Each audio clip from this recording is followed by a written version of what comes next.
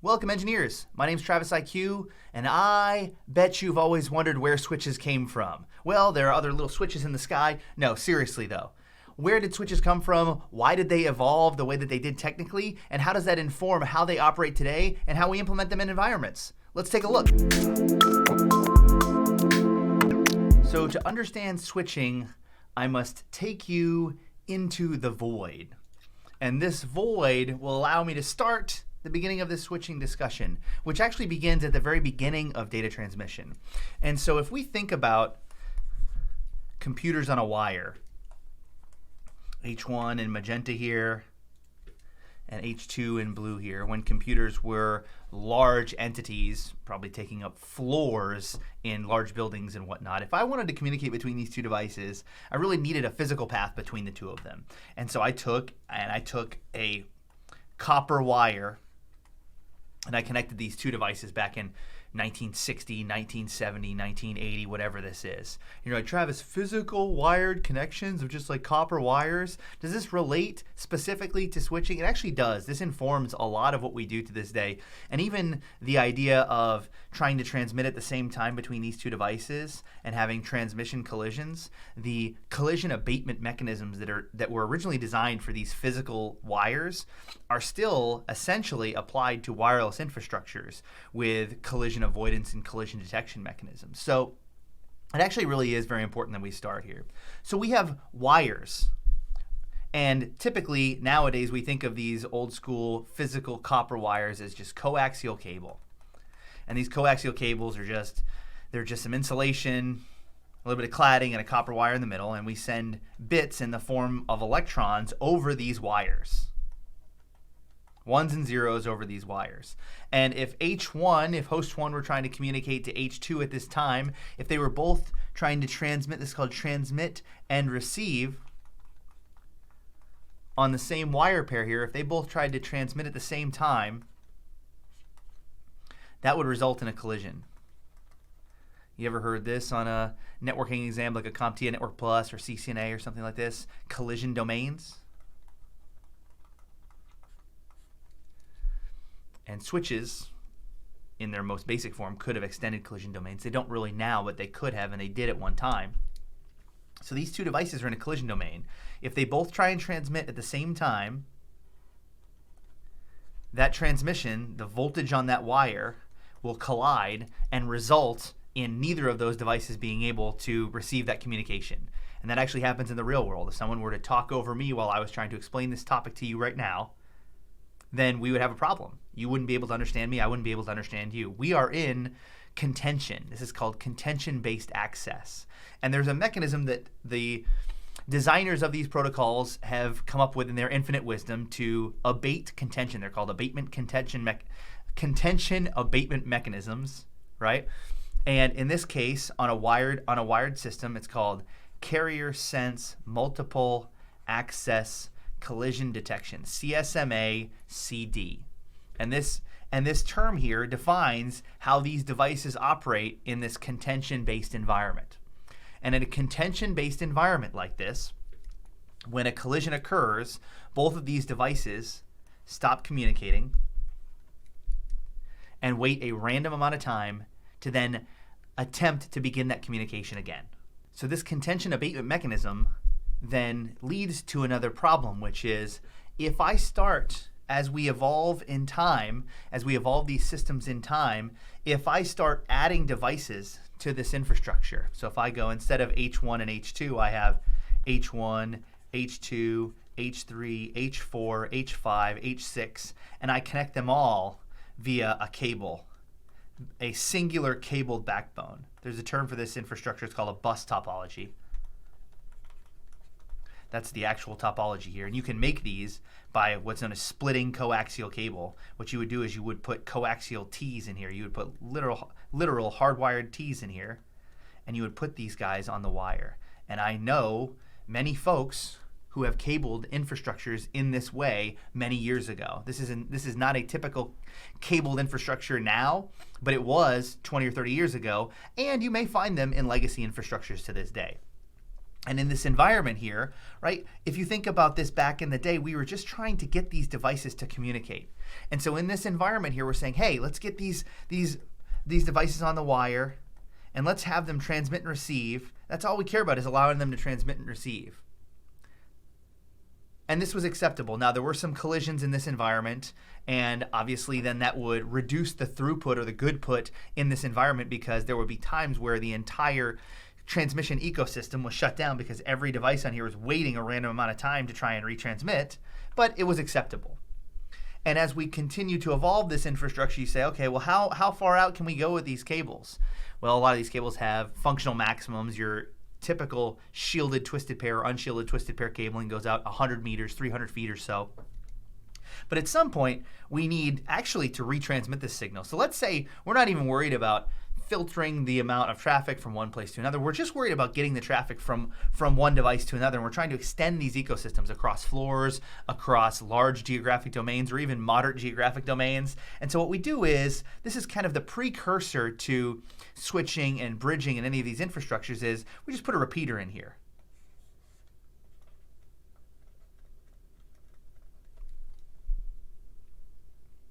And this repeater is going to extend this topology and allow me to have more devices, because what a repeater does is it actually just takes the signal, and we could do a little bit more physical signal discussion, but this is a switching discussion. So the signal degrades.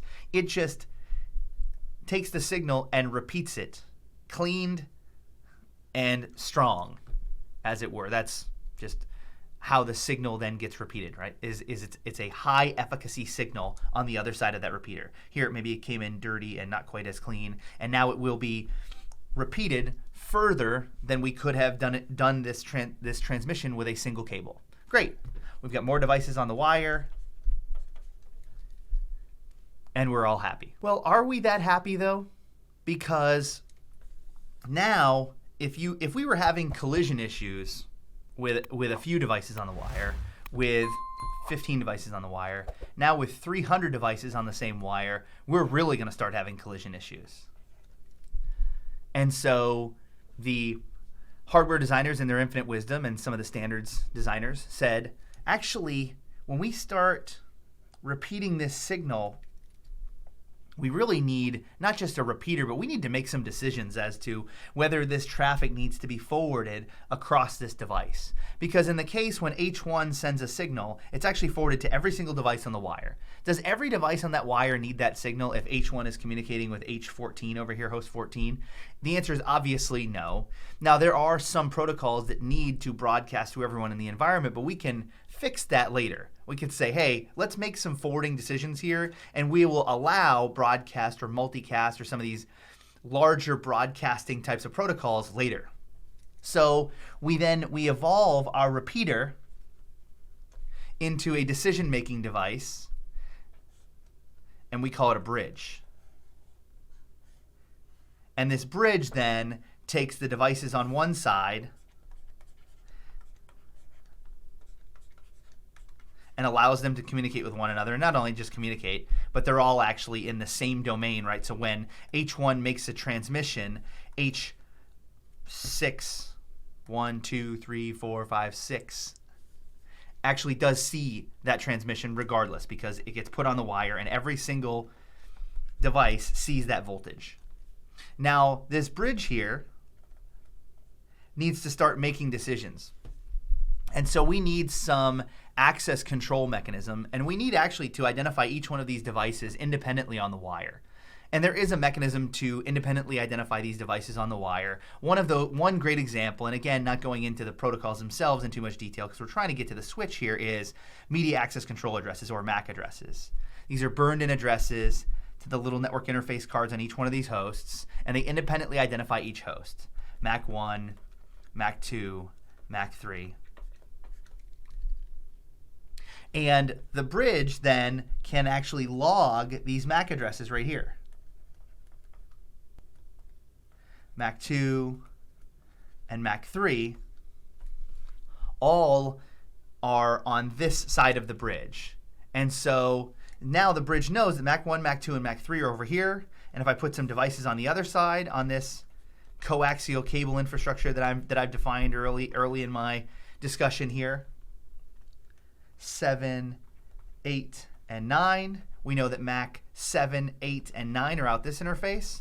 If host 1 sends a transmission destined for host 9, it's going to go to every device in here, obviously, because the voltages on these wires are transmitted to every single device, because that's what a single copper wire is going to do for you, and that's what we're looking at here, copper wires with T's. It's going to get forwarded to the bridge, and that bridge is going to look at the destination,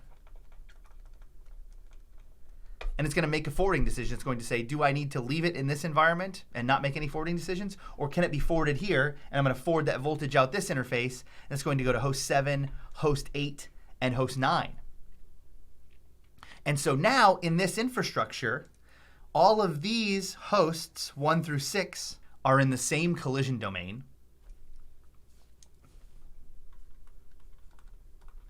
Because if host 1 and host 6 were to try to communicate at the same time, a collision could occur. But if host 1 and host 7 were to try to communicate at the same time, actually there would be no collision between those two devices, because host 1 would forward it to the bridge, and the bridge would make a forwarding decision to host 7. And so if there were a collision, it would be between the bridge and host 7, not between host 7 and host 1. So there's another collision domain here.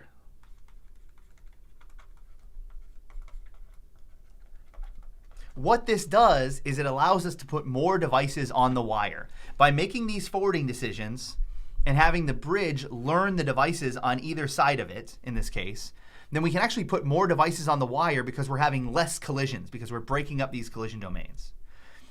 The last component of this, and this is where we start understanding switching a little bit better, is how does the bridge learn which devices live on FA01, I'm dating myself here, I guess, or misdating myself, and FA02. How does the switch know which devices live off FA02 and FA01 and FA02? And the answer is, or how does this bridge, this two-port bridge here, how does this make these decisions or understand which devices live off of which ports? And this bridge is going to log source MAC addresses. Source MACs. So every time it sees H1's MAC address and H2's MAC address and H3 and H6, it keeps that entry in its table. And every time it sees H7, H8, and H9, it keeps that entry in its table off another port. And so we have FA01 associated with MACs 1 through 6, and FA02 associated with MACs 7 through 9. And this is called a MAC address table, or a CAM table. And this table serves as the identifying table for where to forward the traffic. And so switches look the destination MACs up in these MAC address or CAM tables, content addressable memory tables. So the bridge makes this forwarding decision based upon the CAM table or the MAC address table. What if this cable fails here, anywhere in here, and doesn't get terminated correctly, it just gets cut? Every device in this infrastructure is going to have a hard time communicating. The same thing here. And so why don't we have a more dynamic infrastructure? Why don't we take this repeater, and instead of having it in two ports, why don't we put a big multi-port repeater here instead of just a cable? Instead of just one port, why don't we allow it to have 1, 2, 3, 4, 5, 6 ports? Just this big multi-port repeater that isolates faults to the single cables between the two devices, and repeats the signal to increase the signal efficacy. And there's a term for this. It doesn't make any forwarding decisions. It's just a big multi-port repeater. This is a hub. And then I can take one of the interfaces to this hub, and all the hub does is it repeats the signal. And so we're still in the same collision domain here. These things are called, we sometimes call these dumb devices. They don't make any decisions. It repeats the signal here. It just doesn't make any forwarding decisions. And so it increases the efficacy or the usefulness of the infrastructure, but it doesn't actually give us any additional benefit from a throughput perspective or from a decision-making perspective. And we can do the same thing over here. We're evolving over time here in this discussion. you notice these infrastructures are becoming more resilient. They're allowing for higher throughputs, and they are actively making decisions now with this bridge, for example, in the middle. There is still a problem here, and that is I have large collision domains and I have these devices. Now they're isolating the faults and cleaning up the signal, but they're not reducing the number of collisions. So I have these devices that are really extending these collision domains. Why can't I take this bridge? Why can't I take this bridging functionality with this 2-port bridge and extend it to these larger devices? And in fact, I can extend it to the larger devices as the computing power increases. So what we're doing here is we're moving forward in time. We are moving forward in time in the history of time from the 60s, 70s, 80s into the 90s, where we say, okay, we actually have, I've got the power, Captain. We actually have the computing power necessary and the storage necessary, the volatile storage necessary, the RAM necessary to keep these large databases, these large tables of information. And so we say, yes, as I move forward in time, I can actually change these. Instead of them being hubs, now I can make them large multi-port bridges, and I don't even need this bridge anymore, because I now have large multi-port bridges. And these bridges now all have CAM tables or MAC address tables to make these forwarding decisions. So instead of hubs now,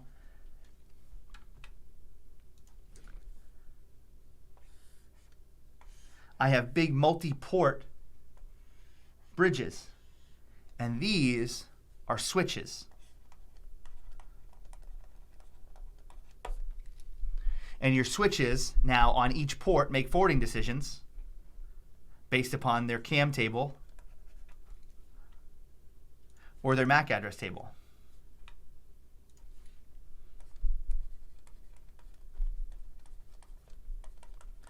And what they do is they log source MACs and associate those MAC addresses with their ingress port. And so you have this table of port to MAC addresses that allows the switch to make forwarding decisions for every single device that's connected to that switch. And what does that do? That isolates the collision domains to each one of the interfaces. And so what switches do, and if you remember from kind of the old CCNA discussion where this used to be a very big topic, is they break up collision domains and isolate those collisions to those interfaces. And they do it through that CAM table or that MAC address table. And this evolution is where this has come from. So we've made it to the switching discussion. Let's talk about one more technology that allows us to really build out the entire switching infrastructure discussion, which is we don't actually have a lot of collision issues. Now you may in certain fiber infrastructures, or you may have collision issues as a result of NIC failures and whatnot. So I'm not saying collision issues don't exist, but as a junior network engineer, you're not thinking to yourself, I've got a lot of collision issues in these wired infrastructures. And wireless infrastructures are completely different. But you're not saying to yourself, and these switches, these hardwired switches are having a lot of collisions. You actually almost never think of it.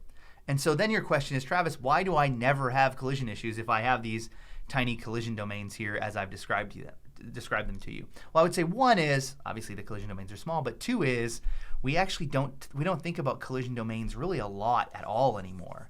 And this leads to actually more of a cabling discussion and another communication discussion that is kind of in conjunction with the evolution of this switch discussion that we've had here to build out the entire switch infrastructure, which is this point-to-point discussion here, which I was talking to you about, which is these cables. And so the cabling has changed as well. When I was talking about coaxial cabling, you may have said to yourself, Travis, why didn't we talk about the evolution of cabling either? And the reason we didn't is we wanted to get to the hardware. We can come back and talk about the evolution of the cable a little bit as well, because we don't use a lot of just straight through copper cables anymore, straight coax. And it's used for a few implementations. Security cameras use them sometimes. They use it to reduce cost in large buildings if cost is the only real factor, and they don't really care about the throughput, although it's still changing and evolving. But realistically, what you see a lot of is you see a lot of Ethernet cable. We call it Ethernet, but realistically, an expert's going to say, Travis, it's actually, we use Ethernet colloquially, but it's really twisted pair cabling, UTP, unshielded twisted pair or shielded twisted pair cabling. You'll see it written Cat5, Cat6, and these denotations dictate the configuration of the cable, and that configuration of the cable also dictates throughput and its resiliency to things like interference. But what that brings us to then is what's the difference then between twisted pair cabling and your traditional coax? Why are there less collisions or collisions essentially eliminated in twisted pair cabling relative to their coaxial counterpart? And the reason is we have twisted pairs. 1, 2, 3, 4, 5, 6, 7, 8. We have 8 cables, 8 physical copper cables in this, and they're twisted together in pairs, but regardless, 1, 2, 3, 4, 5, 6, 7, 8. And that means on one of these cables, on a pair of these cables, I can transmit, and on another pair, I can receive. And then I can send traffic I'm transmitting, and on the other side, this is host 1, and this is switch 1. And on the other side, I can receive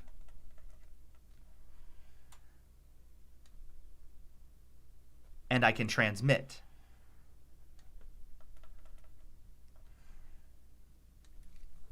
And so instead of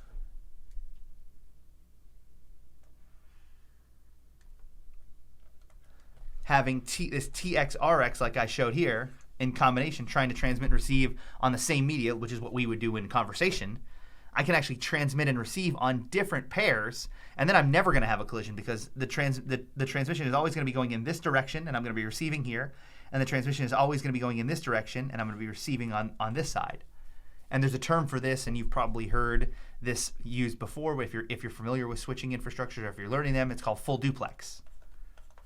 These are called duplex settings. You see, speed and duplex must match in a lot of these protocols and protocol setup. And the reason for that is this: the duplex settings must match. I need to know that I'm transmitting on pairs and receiving on pairs, and that I have no collisions. And when I tell you that we are in a full duplex environment, this means that there is no need for CSMA CD.